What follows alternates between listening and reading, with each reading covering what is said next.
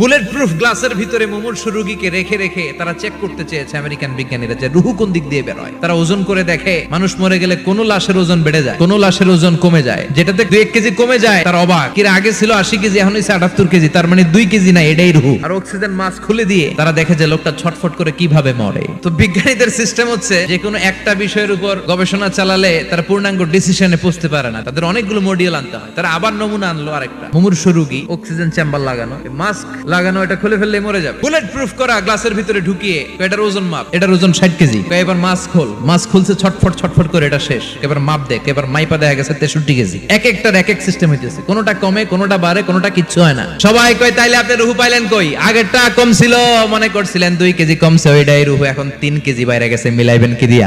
আল্লাহ ডেকে বলে গোলাম কিয়ামত পর্যন্ত একটার পর একটা গবেষণা করতে পারবি, মাগার রুহু খুঁজে পাবি না। চিল্লায় বলেন ঠিক কিনা?